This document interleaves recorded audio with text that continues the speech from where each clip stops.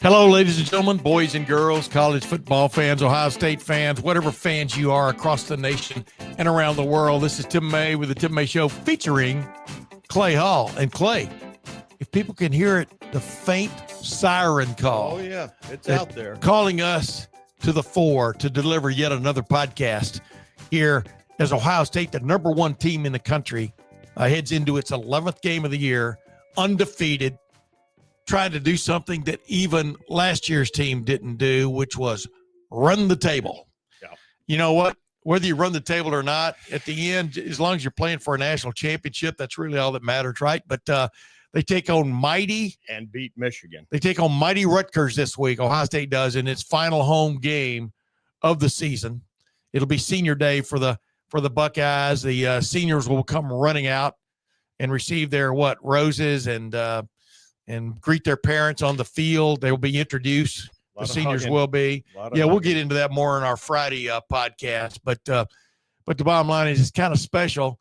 It's kind of weird, too, because it's senior day, but Ohio State would like to play minimum 5 more games. Well, they're going to play at least one more, but they'd like to play minimum 5 more games on this season. So their big focus is getting to 11-0. And I know everybody's looking forward to next week and what that brings.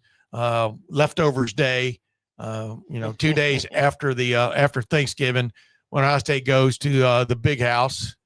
The big house that, and already, you see people coming out of the woodwork now. Connor Stallions has made a comment or two on Twitter, rubbing salt in the wounds or whatever you want to call it. Go right ahead. I'm not sure how many people pay attention to Connor Stallions anymore based on that based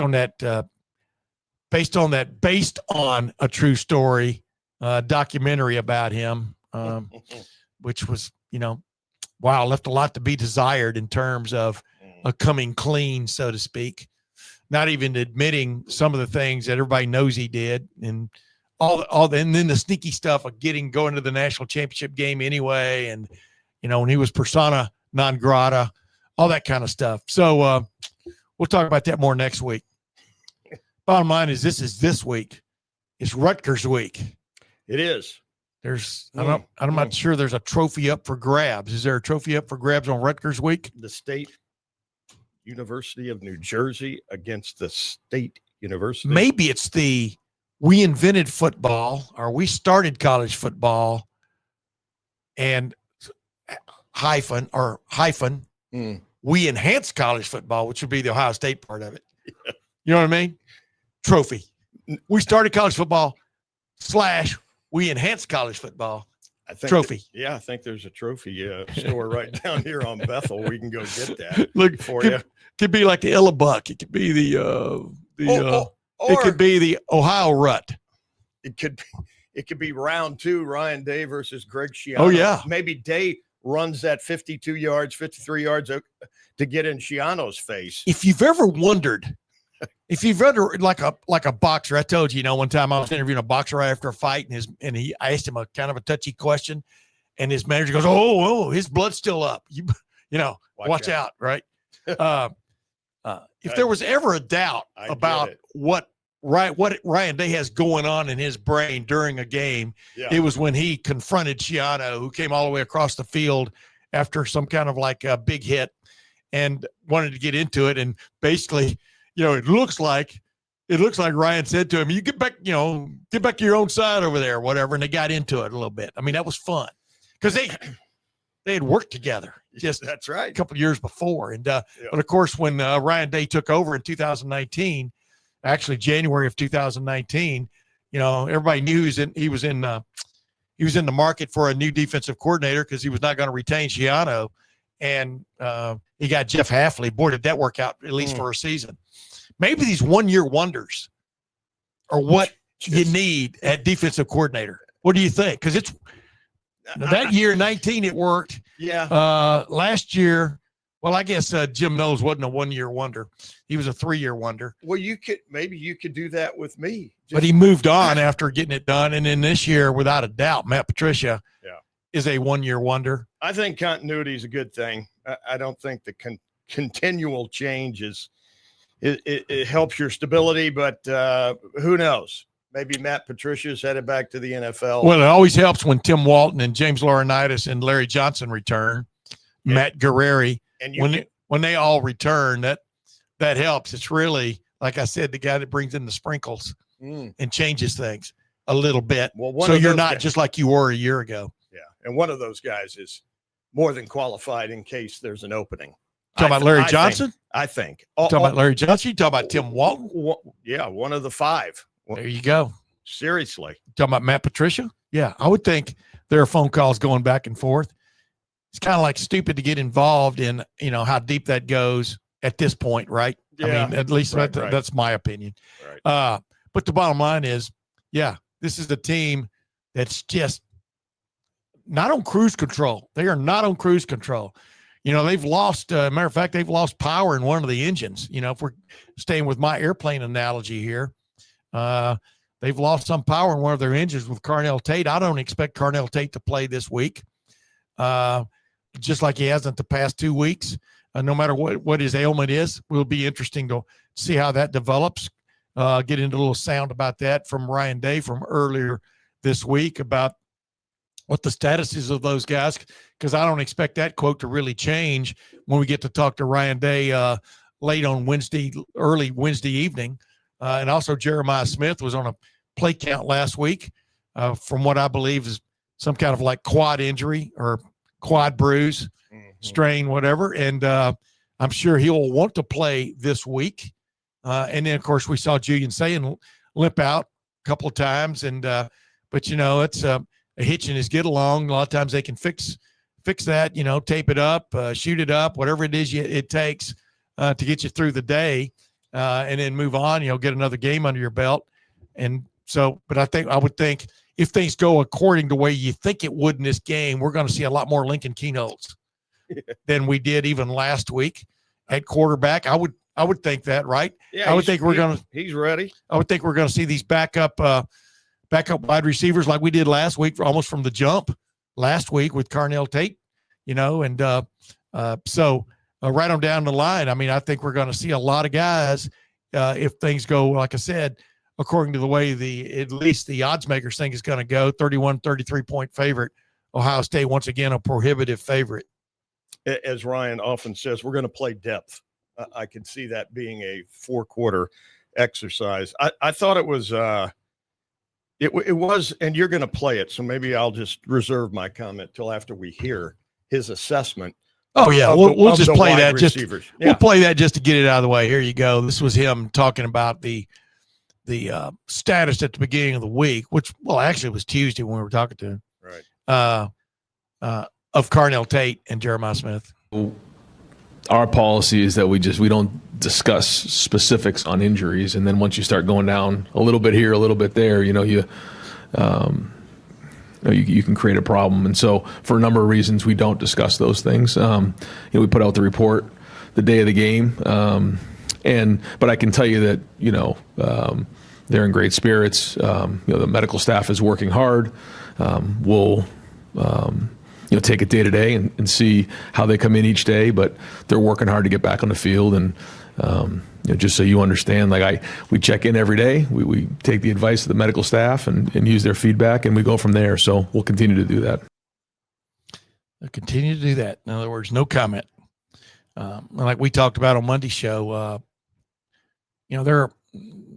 it's not just Ryan Day keeping a secret necessarily. There are HIPAA rules involved and everything else. I mean, and that goes back a ways. Yeah, and you're not allowed to give people's medical stuff without their consent for the most part. And the funny thing is, we'll see how that goes when they get into the college football playoffs, because I think this year there are going to be 3 stages of when you have to give a medical report going into a game, not just 2 hours before the kickoff, but I think at the beginning of the week, whatever that, or this time span, middle of that time span, where there's 6, 8, 10 days, 12 days, and then day of game availability report. So we'll see how that's a little bit of a change, the way I understand it. We'll see who protests that and whether that actually happens, down the road. But yeah, I thought it was one of our colleagues, Dave Holmes, tweeted he thought that explanation was cryptic and weird.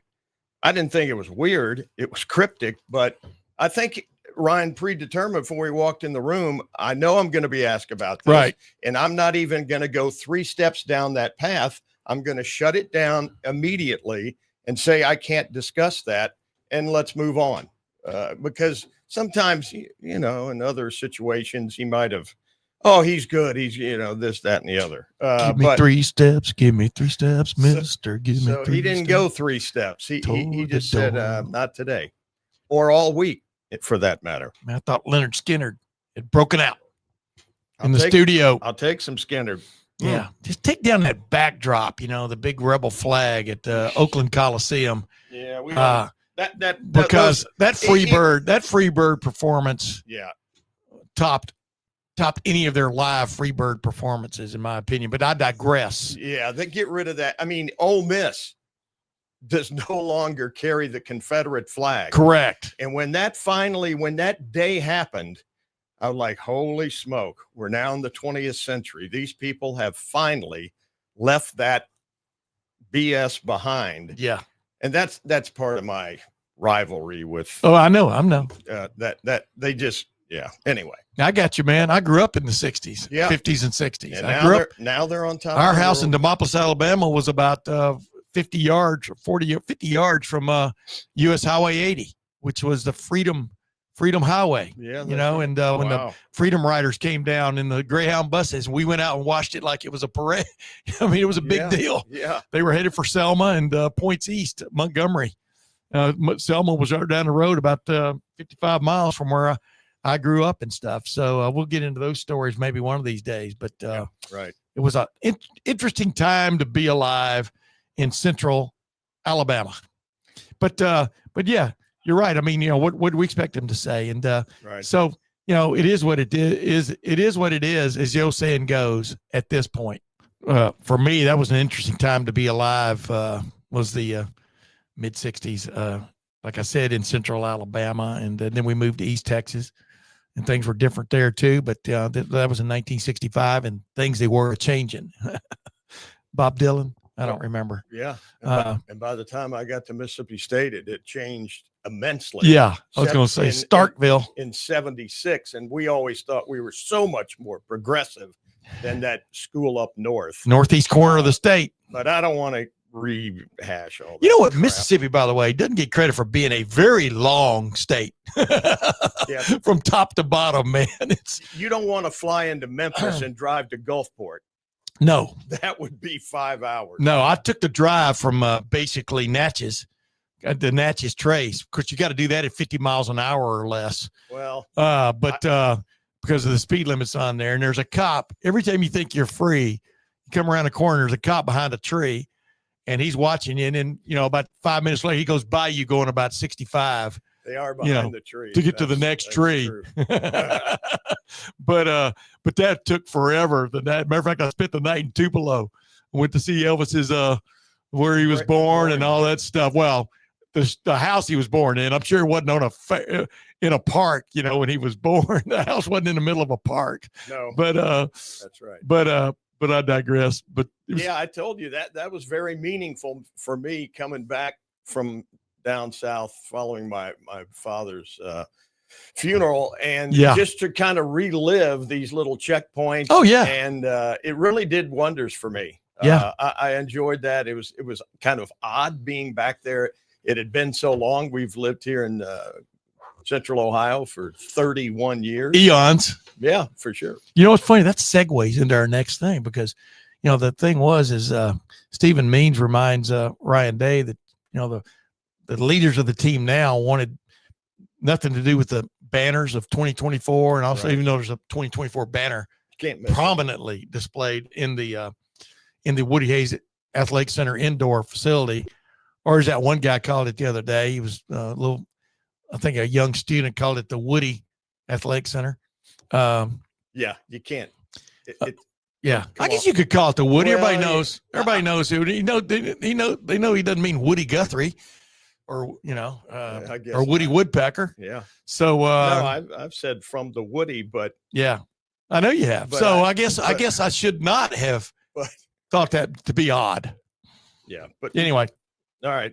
Next up. but the bottom line is, like Ryan was asked about that. And because, that's been sort of a focal point for this team, not to focus on what happened yesterday, like you were when you were driving through Mississippi.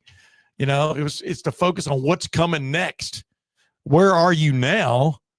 And are you getting ready for what's coming next? So let's get to what Ryan had to say about that. I don't know. I just know that we have to continue to focus on right now, and that's it.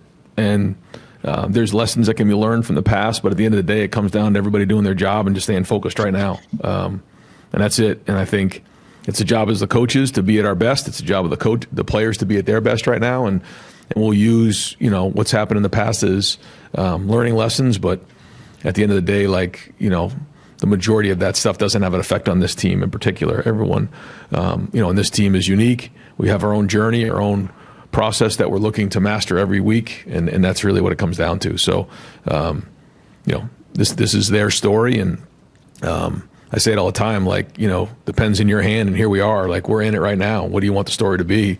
Each team and each year, there's its own story. So, I think, again, we learn from the past, but ultimately we have to focus on what's right now. Yeah, and interesting, though, it's senior day like we talked about, and coming up on Saturday, the seniors will be introduced individually and run out. I forgot the exact number. Do you have that number written down? I do not. I have a lot of numbers, but not that one. But anyway, we'll get to that on Friday. He talked about, but it'll be a little Auld Lang Syne for them. Sure. Looking back, looking forward, et cetera. Right. Go ahead. Yeah. But Ryan and members of the media even talked about, you've got so many juniors and even sophomores who have taken on leadership roles. And though they probably don't take the bow on Saturday, this team is made up of, it's good stuff. And it's not as many seniors as a year ago, but that may not, won't be a negative, I don't think, going into a postseason. Yeah, absolutely. Let's get to another sound too, though. But because everybody's got Matt Patricia fever. Like you were talking about, you got to figure some major colleges out there looking at what, not just what he's done on the field, but the stories we've portrayed and others have written and portrayed about his relationship with the players, and how coming out of Detroit, that too bad couple of years at Detroit when he was the head coach and things didn't work out, even though he had the Super Bowl rings then when he showed up, and then he went back and worked for Bill Belichick. Actually called offensive plays for Bill Belichick there at the end before that ended. But he was sort of like a man. He was definitely a man in search of a job. Right. This past season, I'm talking about the past year, and wanted to get back to the National Football League, and nobody really wanted to hire him. And lo and behold, he hooks up with Ryan Day, and the rest is, as Ryan Day said, the rest of the history is being written as we speak. Still got a few chapters. Yeah, but go ahead. No, I just excuse me. His clear your throat again. The people won't care. There you go.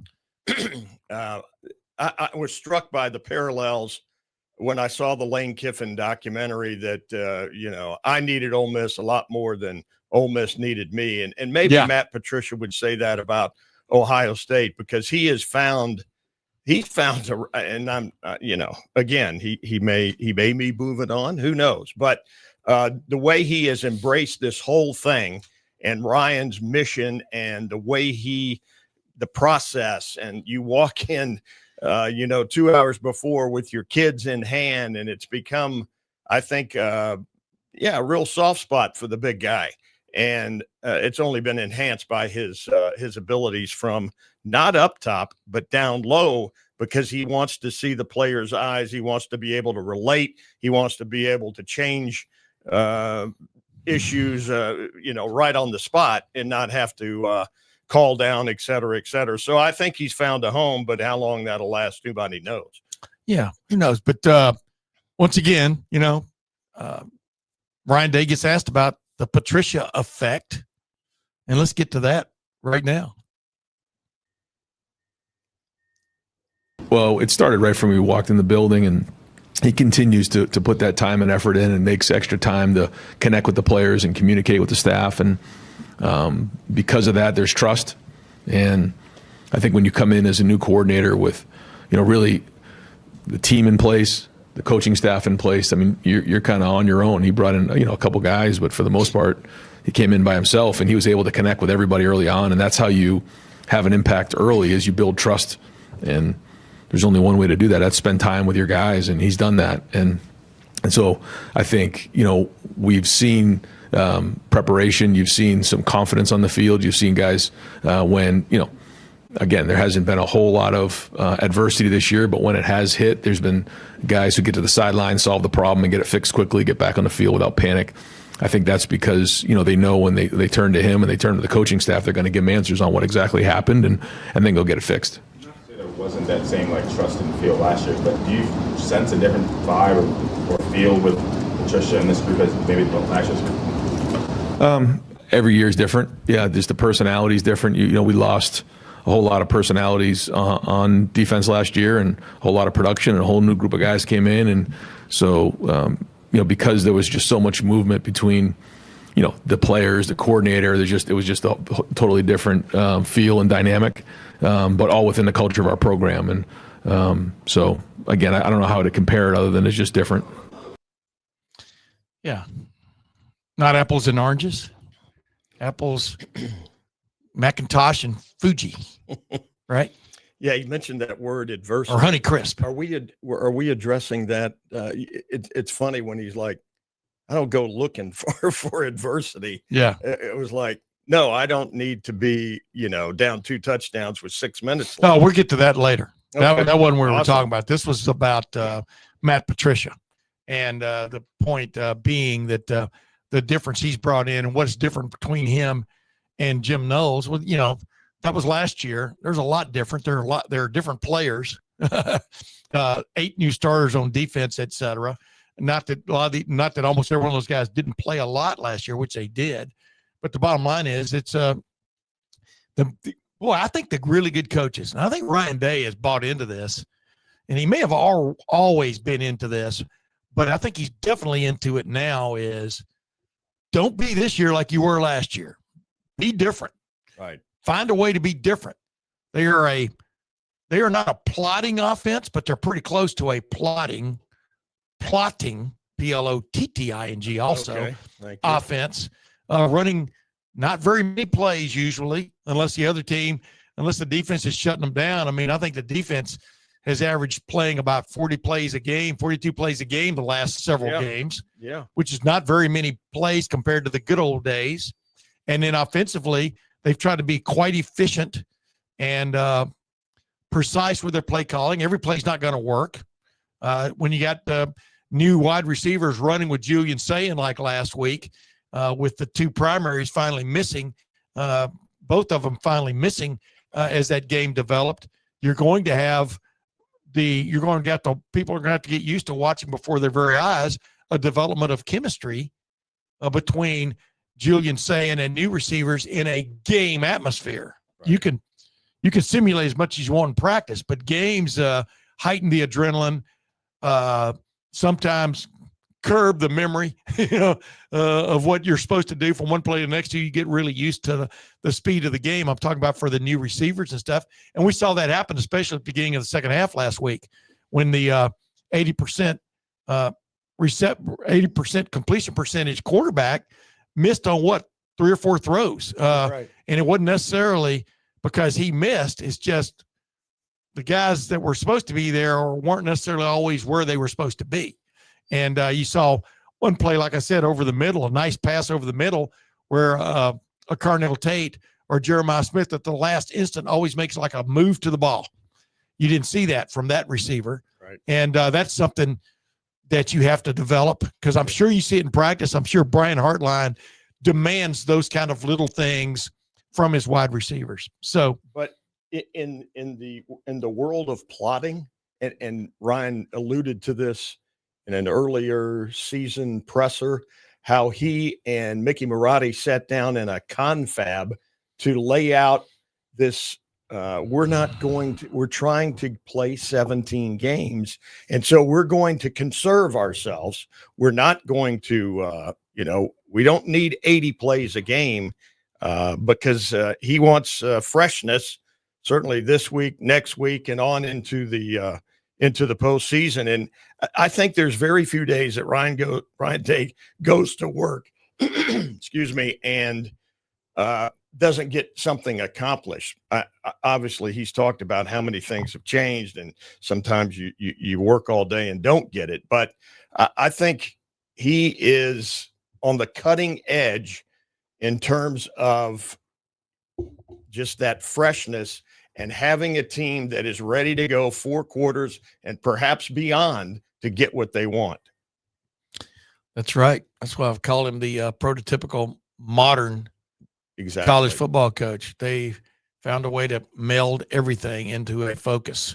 And, you ask him about the college football playoff standings right now, he doesn't care. You take care of business, they'll take care of you.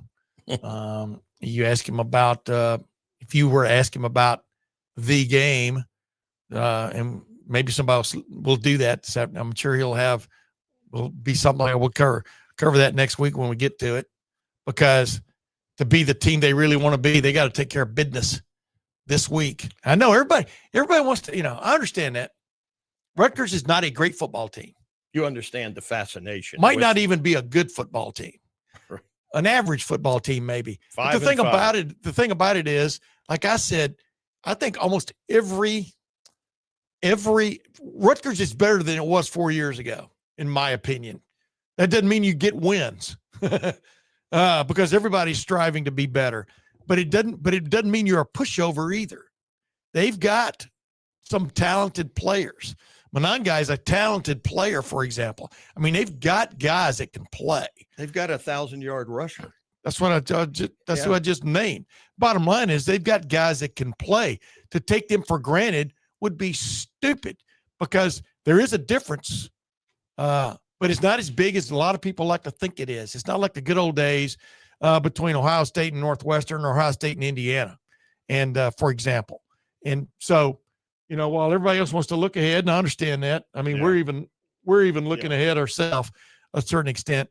We'll go from there. But this is a question that I anticipated coming up on Tuesday, because it's been the siren song for a lot of critics of Ohio State. You can't argue with the fact that they have not played a murderer's row schedule by any stretch. No. And so I think it was our friend of the program, Bill Rabinowitz, who finally near the end of the interview session asked that question of Ryan Day about a team being tested, getting into the fourth quarter. Nobody wants to go into the fourth quarter with your back against the wall and you got to win it. If you happen to have that happen to you and you escape it, kudos. And I'll get back with some more comments on that theory about a team not being tested. No, you would, as a football coach, you never want to see that happen.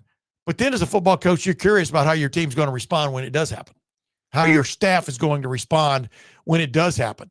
But the main thing is, since Texas, that has not been the case. Let's just go ahead. What were you going to say? No. Well, why don't people look at it another way?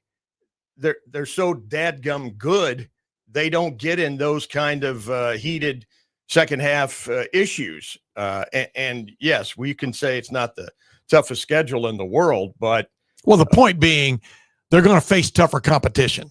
No, that's the point. How are you going to respond when you're not beating up your baby brother? You're beating up somebody else. You're beating up somebody else's older brother, or trying to. I think that's a good analogy, because when you finally get right down to it, when you're fighting, like I said, I had 3 brothers, one older, Ben, and then the next one I was 11 months younger than my older brother Ben, and then boy, my mom and dad, and then my next brother Mike was 16 months younger than me, and then Tony was the baby. Like I said, he's got to be 68. I'm 71. Were you about to say something about your parents? Yeah, no, they About were. their, okay. Yeah, I was going to say frisky, Okay. but in a hurry. That's the better way of putting it. I like that. In a hurry. Yeah. But the bottom line is Mike and Ben and Mike, my older brother and the brother in between me and Tony. I was the second of 4 May boys. They used to have big time fights. Never fist fights. Choke City fights. Right. That's wrestling, Choke City. That's And Mike, who was younger from Ben, about 2.5 years, would choke Ben out. I mean, choke him out. And then he'd be, Ben, you okay? You okay? You know what I mean? It wasn't like choke him out, go get on the airplane and fly back home. It was choke him out. Oh my goodness, I'm in trouble now. So it's always different fighting. It's always different fighting somebody else's older brother. You want to just pummel. Yes. And that's the way it'll be. You know what I mean? It's so let's just get to what Ryan. Let's get to Bill Rabinowitz' question and what Ryan had to say about it. Since the Texas game, you've won every game by at least 18 points. This is a great problem to have, to not have close calls, but every other team in the country has. Is there a part of you that wishes that you had faced that kind of adversity? And I have a hunch how you're going to answer this, but what are you doing to try to simulate that so that when you do get in those games, you're ready? I mean, I hear what you're saying, but it's like trying to worry about things that are out of your control, and it's sort of a waste of time. However, I think I mentioned to you that, we were trying to, raise the level of play in terms of a 83% grade, which is hard to do. And just so everybody understands, like even that 3% could be a big deal. It could come down to one play in a matchup game. And so, the intensity is high. It's the coach's job to make sure everybody in the building is locked in. It's my job to make sure the coaches are locked in. And it's the position coach's job to make sure that their units are locked in and doing their job. And we're on our game. And then, practice has got to be good too. I mean, we can't just expect to, not be physical in practice and not go, good on good, because, we're going to need that to keep our edge. And so all those things are taken into consideration, but we don't take anything for granted. We don't take we don't make any assumptions, man. Like every week, every Saturday, an opportunity to get to Indianapolis is on the line. That's the way it is here right now. I mean, we want to get to Indy, and we haven't got to Indy here. There's nobody on this team that's been to Indy right now, and they know it. And so, like that's the edge. Wake up in the morning every day looking to reach our goals. So, whoever we play, we play. This is going to be a great challenge this week. We know that, and we just watch across college football every week, and you just see, different teams, challenging each other, and we got to do our part. So we can't worry about what we can't control. And you've heard me say that before. I know it sounds boring, but it's the truth. We got to worry about what we can control. You've talked about the edginess of the team. Do you think that will serve you well when you get into that situation, and that's a reason you're not so worried about this? I'm worried about everything. That's just the way I am. It's a coach who's so, life. He just, he's always trying to figure out what's next and try to predict and forecast the best you can. And, but I love our guys. I love the edginess. I love the competitiveness. And, here we are. I mean, you look at that schedule right there. We only got 2 more in that schedule. And so if you said we're 10-0 rocking right now, I'd say let's go play. And so we're here. And so we got to be at our best. Everybody in the building. Everybody in this building needs to be at their best too. Clay, are you at your best right now? The inner workings. I really, really researched what you asked me to research. Are we going to discuss that? No, in a minute. We'll get to one more thing. And then okay. But I think, we can talk that. But here's what I wanted to throw in there. Ohio State got pushed to the limit at Oregon last year. Will Howard sliding with 1 second left. Should have gotten the timeout. Didn't get the timeout. Bottom line is, fourth quarter, they were tested and weren't up to the test. Bottom line, right? Against Michigan. I guess, against Michigan. They had all kinds of chances, reasons to win that game, were favored heavily. Will Howard got banged up, but as I remind people, after he got head banged, he led a 2-minute drill offense to a touchdown pass to Jeremiah Smith. Yeah.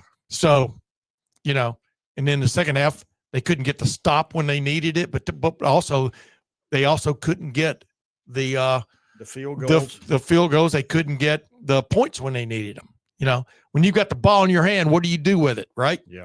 And and they didn't pass that test either. And then they had meeting. I almost used I don't like that euphemism, so I won't use the euphemism that I usually use. But they had a meeting, much like a revival meeting. I guess it would be a revival of spirit, revival of focus, right on down the line, and he ran roughshod to the national championship. Incredible. Yeah, and including Texas. In my mind, I thought Ohio State was going to get the ball back, even if Texas had tied the score at 21. I thought Ohio State was going to get the ball back and drive. That's the sense I had about the offense in that game. But Jack Sawyer took care of that himself. Yeah. But the bottom line is I got your point. They were the only team that has tested them since the Michigan game last year. The loss to Michigan has been Texas. That's it. And you're right. I would imagine Texas doesn't want to see them again, even though they might say something else. But the point is, you don't know what's going to happen in a game. You don't know what plays are going to make or break a game when it's two like opponents going after each other. You don't know where an uppercut's going to come out of nowhere, haymaker like Jack Sawyer. I'm guarantee you, Sarkisian was sitting there going, "Okay, we're gonna go for one. We're gonna tie this thing up." Right. Maybe not. Maybe he might have gone for two. Yeah. Who knows? Moot point. They didn't get there, and because Jack Sawyer made the play of plays of the year. We thought he had done that against Michigan, that interception. Bingo. Where he dropped off and just came out of nowhere and intercepted that pass. So the bottom line is, you don't know what's going to happen. You go out and play these games and move on to the next one. And the fact that Ohio State's won convincingly since the Texas game, well, kudos to them. Because like Ryan Day doesn't make the schedule. You know, you play who you play. Who knew Penn State was going to be off? Right. You know, who knew Wisconsin was going to be off right on down the line? I mean, Washington is a decent team, but not a great or good or great team. You know what I mean? So the schedule looked pretty good, and then you got to play it. So anyway, that's where I go. What do you want to talk about before we get to my questions with Ryan? No, go ahead, though. I wanted to ask you this. If there's something that definitely in your mind, and some of these things are obvious, like the sun is hot. But what is something that in your mind has not been as good as you thought it would be at this point in this season? Just something that Ohio State can definitely get better at. I know there are a lot of ways you can go there, but just give me one. Don't give me three. Okay? Yeah, I mean, I know you're prepared, but don't give me three. All right, especially when you're the number one team. I guess you could nitpick. I looked up red zone touchdowns, 37 of 53. That's 70%. 70% is pretty dadgum good, but maybe, be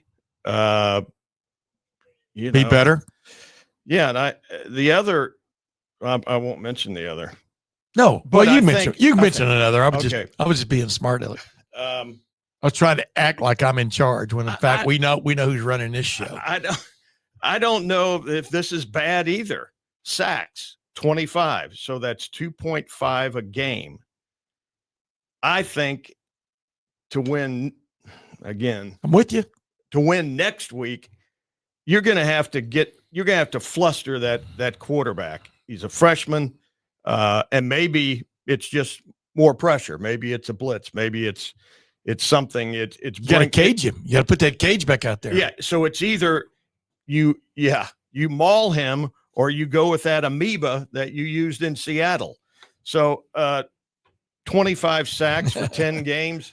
I don't know. Do you see that as bad? 2.5 is okay. Yeah, but they kind of come in spurts instead of consistently. I mean, I'm with you. I mean, there are times when they don't get pressure. Right. And there have been times you looked out there on defense. There have been some things that were open that the quarterback didn't get to, either because it's not good enough, not aware enough, not experienced enough. Right. I mean, let's face it, when Drew Allar got hurt, they weren't facing Drew Allar against Penn State. Nope. They were facing a guy that only started one game before that. Last week against UCLA, Nico Iamaleava on Friday, all we talked about was him almost. It seemed like I was just glad that I could at least in my own way, pronounce his name. That's why I think I said it so many times, even though that's probably not the way he pronounces it. But at least I was getting it out. Whereas this time a year ago, before the Tennessee game, I was having trouble there. I would stammer before I'd get to that game, even though I'd practice his name.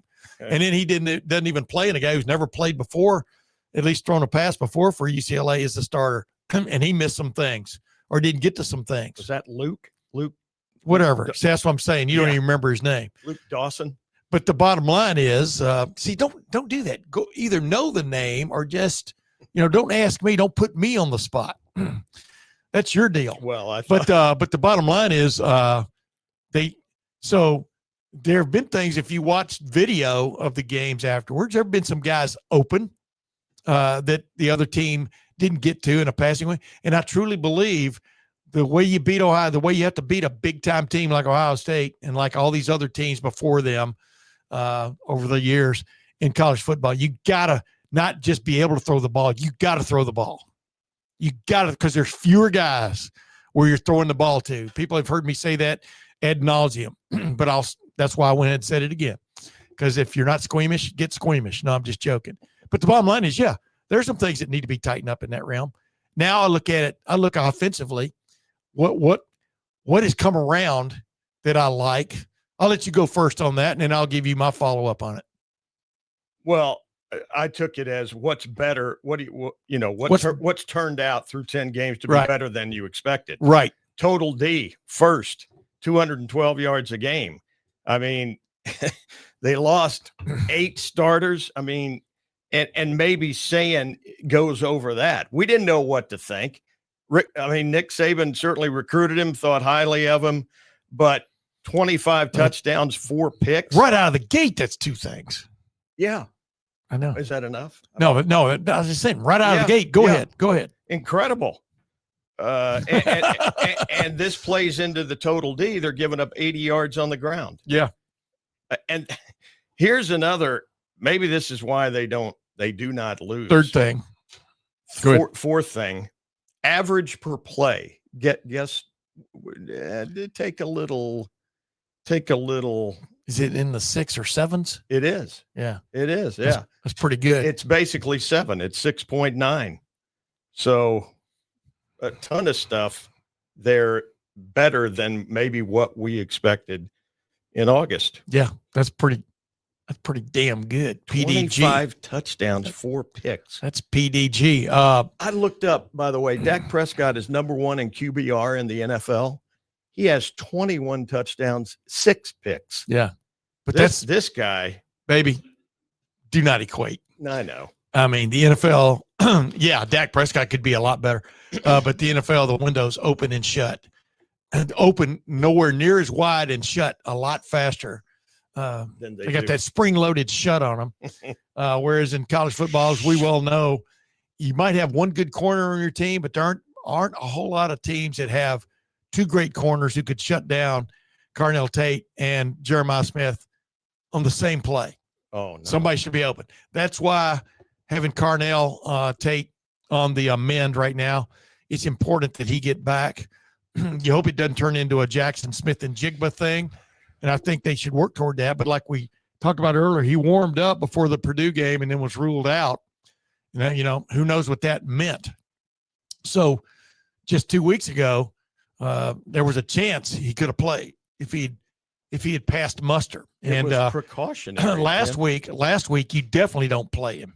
Not taking anybody for granted, but it was important for those backup Mylan Graham and Bryson Rogers and my man Quincy Porter and others to get on the field. And then they leaned on, to a certain extent, Jeremiah Smith when they needed to, but definitely leaned on Brandon Ennis. Yeah, who came through. People keep forgetting about him. That's right. He would be a featured receiver on a lot of teams across the nation. And then, of course, the tight ends, including Max Clare. So they have other places to get to. Now, my thing, that segues into what I think has really come on, and it's because of the stick-to-itiveness of Ryan Day and his coaches, is the run game. The run game. And now, right, who are you pushing out of the way? All right, everything's relative. We'll see where it goes, but there's nothing like getting some confidence going for you going into the last couple games of the regular season. Rutgers will try extremely hard to stop the run with Greg Schiano. Michigan will. And Indiana will, if that's who Ohio State plays in the Big Ten championship game. But the bottom line is the way they've got 3 running backs now feeling their oats, meaning Bo Jackson, Isaiah West, and yes, the People's Choice, James Peoples, who had a real coming out party last week. I mean, he did. Saw a video where even Ross Bjork, the Ohio State athletic director, walked up to him as he was leaving the field and put his arm around him or said something to him, and James had that big smile on his face like he does a lot. But and of course, C.J. Donaldson didn't get to play last week. We'll see what his status is this week. But the way the running game has come along, and it's not just the running backs, but the offensive line. I mean, that is a chemistry experiment that has to happen. And the way the offensive line, I think, is coming, push come to shove, a lot better than it was even 5-6 games ago. Luke Montgomery's in there. He was the offensive player of the week, I think. Just shows you where they're getting to with this offensive line and the running backs. And I'm telling you, you can feel there's a big one coming, man. There's a big run coming. Do you agree? Well, yeah, we saw Isaiah West go for 38 on 1 carry. We're starting to see some breakout. I think Bo. There was another 32-yard carry in that game. I think Bo. By Bo Jackson. It might have been either or, had the 32 and a 38, but the bottom line is, they came close. And we saw Bo Jackson and Purdue obviously have a home run ball that was ruled foul because of a penalty behind the play. But it is what it is. I just think it's coming along. Yeah, they're averaging 161. And I thought that number was much less. I think 161 is respectable. Old Urban wanted to go 250, 250, but yeah, but that's on average, right? I don't think people sometimes who talk about those stats immediately after a game understand when they're taking away the run, you better be able to throw the ball, and when they're taking away the throw, you sure as heck better be able to run it. And so the bottom line is you're looking for that average as the year goes on to be pretty close. Now if it's 112 and 112, that ain't good. You quote me on that. You maybe change the ain't to an isn't. But because we promote good grammar on this show, right? We do. Okay. Or somebody might say well grammar on this show. But I digress. And speaking of that, speaking of Brandon Ennis, he mentioned after the game again the other day that Ryan Day's been different. Ryan Day's been different since that loss to Michigan last year, or as he calls it, the team up north, or as they call it, the team up north. He's been different. And like look in his eye, whatever you want to call it, he's been different. So I asked him to respond to the fact of what's been different. When he looks in the mirror, what does he see that's different, And good question. And so let's get to what he had how he responded to that question. When you look in the mirror right now, what do you see staring back at you from the standpoint of what just has changed about your demeanor that's carrying through? Oh, I don't know. Yeah, I don't know. It's every year, every game you learn, you try to grow, you try to get better, you try to recognize the things that need to get done to do your job. We all have an obligation, and yeah, just surround yourself with great people and go as hard as you possibly can and push, and that's it. And so, no, I can't sit here. I tell you, I know any different how I act or anything like that based on week to week. I try to be as consistent as I can. And try to push the guys and try to give them as much information as I can on what's coming next and forecast what that week needs to look like and where we're going with the season and try to put the guys in the best position to be successful. That's it. And I think the one thing that these guys can recognize is that there's a lot of buy-in. They know that, if you buy into what we're doing, if you believe in what you're doing, you're going to see the results. And that's important. And I think everybody in the building feels that way when they walk into Woody. And that's a good sign for a leader. But again, like it's week to week, and we got to keep bringing it. You eyeball guys before a game, like you said, you look into their eyes, you see that. What's the telltale sign there? Well, I think eyes lead to the soul, man. You look at someone's eyes, you know exactly what's going on. And that mindset starts with how you look. And someone told me that, and I agree with it. And so you can tell exactly, what you're dealing with when you look somebody in the eye. And, I watch a sideline, I watch the TV copies, I watch everything just to see what the look in everybody's eye is. And I think when you look at our guys, there's a certain business about them, and that's the way we're going to play the game. Okay. You wonder why I like Ryan Day. That's one of the reasons I like Ryan Day, because you could get to one of those kind of questions and just go, I don't know, man. Ask somebody else. Well, we did. We asked Brandon Ennis. I think it was Cameron Teague Robinson asked the question on Saturday night. I would have that video, except my GoPro's parts unknown. I have no idea where my GoPro is, but I have replaced it. But the bottom line is, Ryan Day could just slough it off. I don't want to talk about that stuff. It's on to Rutgers. You know what I mean? And the thing about it is he gives you, and he gives you a little nugget, about talking about Carson Hinsman, knocking over what he had 8-9 knockdowns, the center for Ohio State on Saturday. I was going to play that sound, but I'm running out of time here. But the bottom line is, he like he said, you'd be hard pressed to knock over 8 trash cans, which they line up against sometimes when they're going through their mock setups and stuff, and much less 8 human beings who are built or working hard not to get knocked down and to get right by you. I get knocked down, my guy, get up again. Anyway, but the bottom line is, I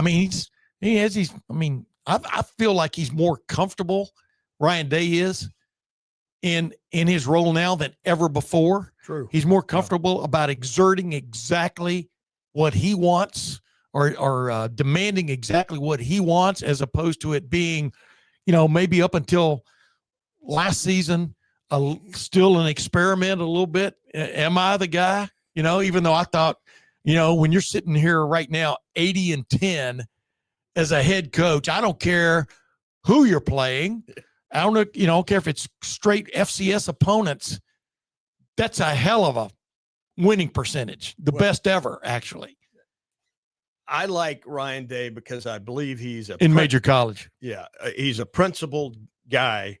But when you're talking to people who deal in words, men and women in the media, and you get a quote like "the eyes lead to the soul," right?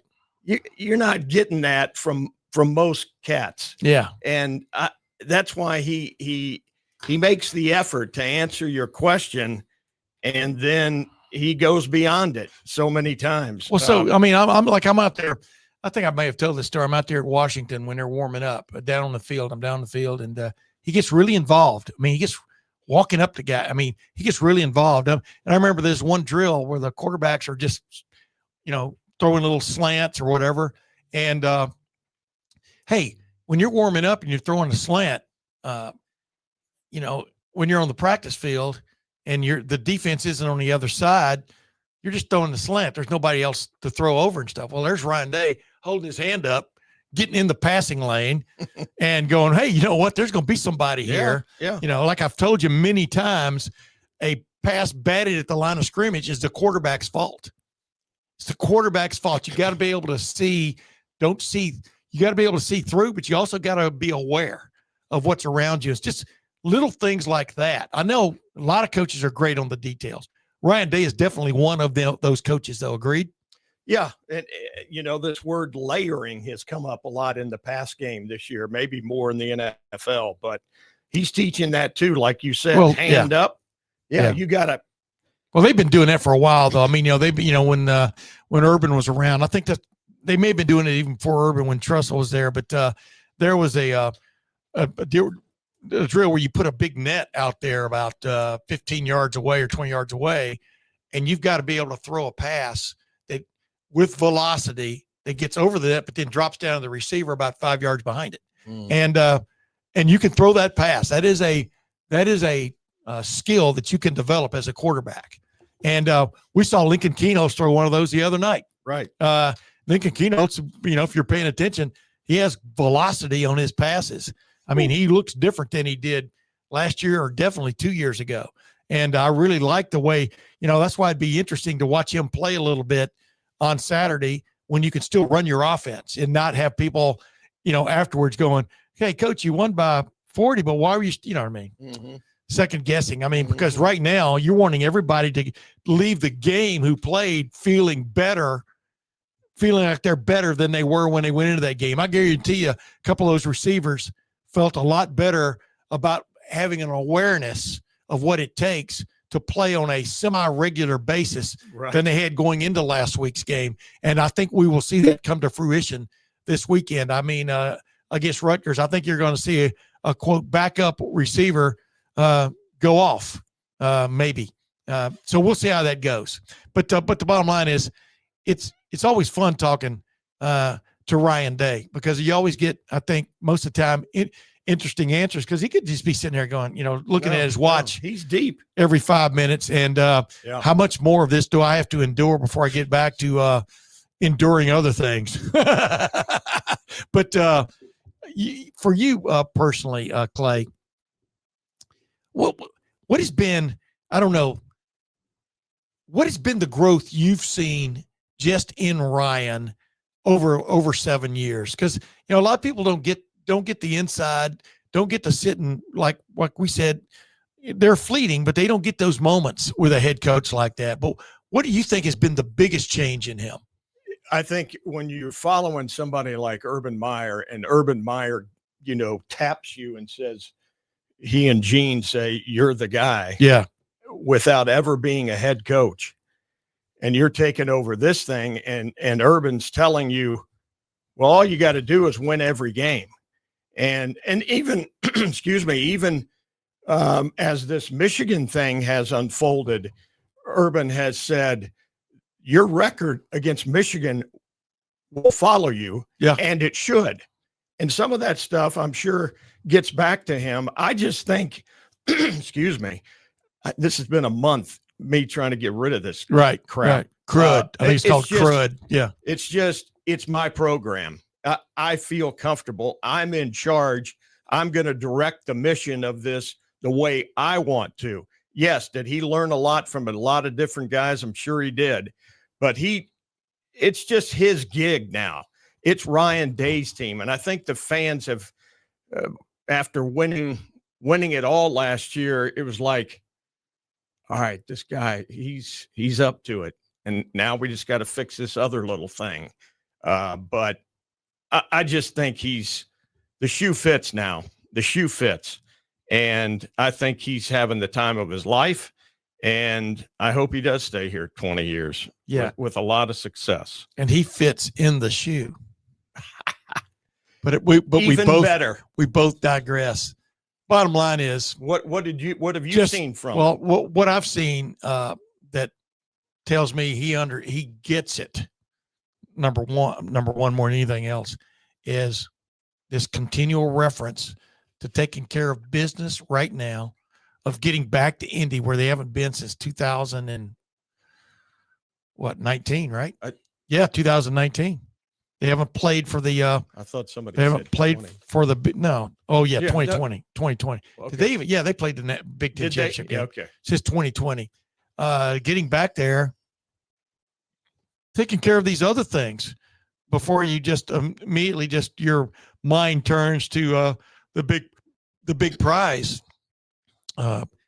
Taking care of the things you haven't taken care of. Don't be sitting there boasting and thinking you're all that, when in fact, as you look back in your rearview mirror, there were things that weren't taken care of. And he's worked very hard this year, not that he didn't last year, but worked very hard this year for when the Michigan game does come up, he can almost hit a button and the focus is going to be there.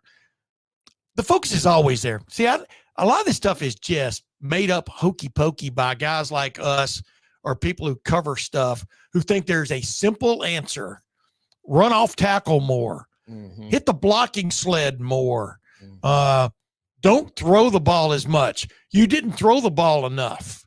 We always think there are these simple answers. And the thing about it is, because people are looking in the past, that game's gone. Whatever the circumstances were for that game last year, they're gone. I mean, this is a new set. And he's been trying. I mean, you can see, like he said, he's put next week, the focus is going to be on Michigan.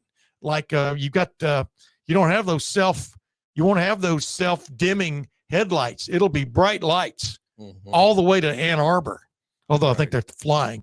But there'll be bright lights on the, let's say, on the airplane all the way to Ann Arbor, and so he, moving the band visit to earlier in the year instead of that week.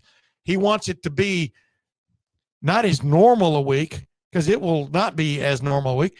I mean, Michigan could be playing to get to, depending on what happens the next 2 weeks, Michigan could be playing to get to Indy itself. That's it. Michigan definitely will be playing to get into the college football playoff. For sure. So they've got their own agenda going on there. So he's been working very hard for the focus to be where it needs to be, which is right in front of you right now.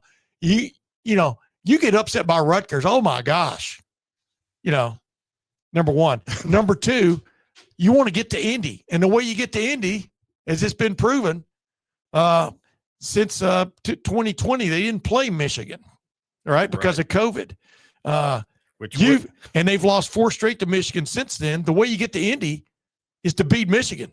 There seems to be a correlation there. Yeah. And the way it always was. So the good old days, the tradition of the Big Ten and Ohio State and Michigan in the game still is there, meaning you got to beat those guys before you feel like you can win the Big Ten, et cetera. But then again, last year proved to people in the modern game, well, you don't necessarily have to beat your rival to win the national championship. Right. And so he has conquered that. Now he wants to go back. It's kind of like you had this sprint to a national championship. Now you want to go back and take care of this skirmish you lost, and get some things straight. So we'll see where it goes. Bottom line is guys are going to have to make plays, write them down the line, just like Saturday. Guys are going to have to make plays. Who's going to play on Saturday against Rutgers is the biggest question going into this game, because across the board, Ohio State's better, right? Yes, sir. All right. Well, we'll be back on Friday. Ready. At sometime Friday. That show will be on your doorstep, much like the daily paper used to be. And you can call it up and listen to it. But until then, I'm Tim May. He's Clay Hall. We'll see you then.